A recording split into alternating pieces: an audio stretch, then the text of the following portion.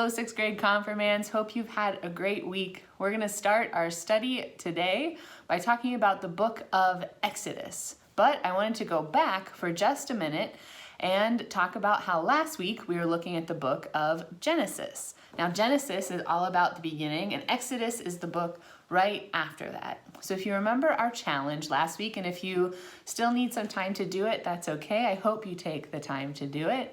But last week we were talking about our origins, our beginnings, and looking at what our names meant. And so that could be looking up the literal language, what your name means, because of the word it comes from a different language, or the story of how you got your name. Maybe you were named after someone, or there was a cool story about why your family picked that name for you.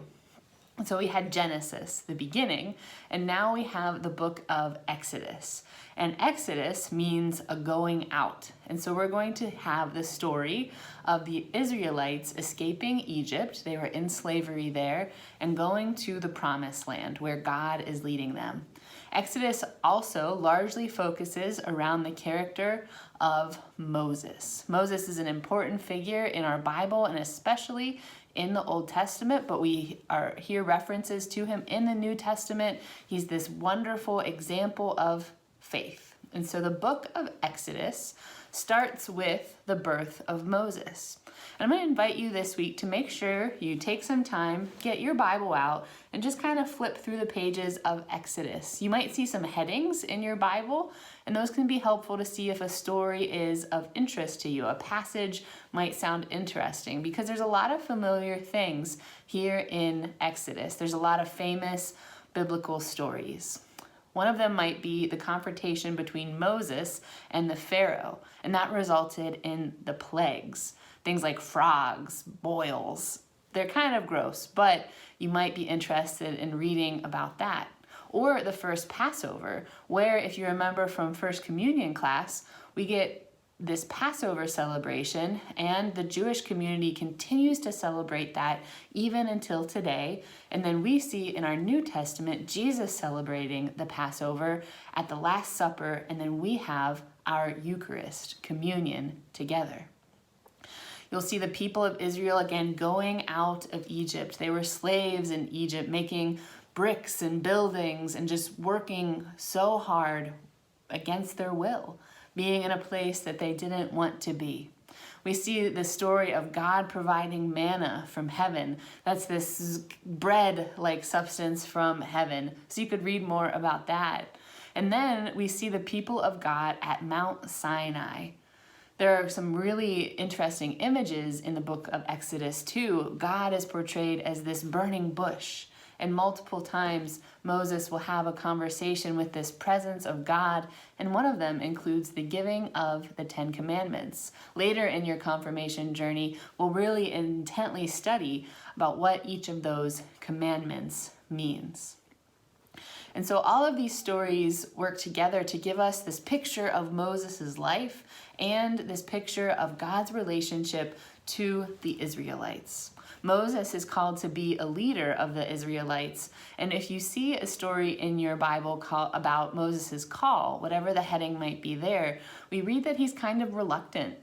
He doesn't want to go and do the thing that he has to do. He makes all sorts of excuses, has reasons why, he's anxious about it. Yet Moses is a foundational person in our faith. And throughout all of Exodus, we'll see God making promises to the people of Israel. They cry out with things they need, things that are going wrong, and God comes to them with help, with love, with a solution. But often the people don't hold up their part in the covenant. Even as the people leave Egypt, being released from slavery, they start to grumble that the journey is too long or too hard. When they get hungry on this search for the promised land, God provides them food, that manna from heaven. And after a while, the people are like, oh, this is just too much manna. I don't want this. Just as God had given them what they asked for, something to eat. And then even as Moses is with God on that mountaintop on Mount Sinai, receiving God's commands, the people of Israel are doing the exact opposite thing. They're worshiping a golden calf instead of the God that has led them out of Israel. And often, as we will see in the Old Testament, there are consequences to these actions, but God is there again with even more promise, leading them to the promised land. And so there's many amazing parts of the book of Exodus, but I want you to look at a few. And we're going to call our challenge for the week, what is Moses doing? And so in each of these passages, I'd like you, in your own words, to find out what Moses is doing. Some of these are shorter, some of these are longer, but just write down a couple things that Moses is doing or what is happening to Moses. So in each of these passages, find out what is Moses doing. The first one is Exodus 2, verses 5 to 15. The second one is Exodus 3, verses 1 to 20. And the third one is Exodus 34, verses 1 to 8. And remember, we're in Exodus, our second book of the Bible, so you'll be near the front of your Bible. The chapter will be a larger number in there, so you can find that, and then the verses are even smaller numbers that go through and mark different sentences or groups of sentences. And so those passages are on your worksheet, and they also popped up on the screen if you need to go back and see them. You can write those things down, what is Moses doing, in each of those 3 passages, and send me an email. And I look forward to seeing your response. I really appreciate that you take the time to do your confirmation video and then do that response. So that's the end of our lesson today. Remember, Exodus is the story of a going out with the people of Israel and Moses. So I hope that as you go out on your week, that you are safe, that you're staying well, and that you just have a nice week. So thanks for being with me. Remember, a good way to connect with our relationship with God is to pray whenever we can. So I hope you are doing that on your own or with your family. And I am praying for you in your confirmation journey. So have a great week. We'll have a Zoom soon. There's information coming to you about that. Take care.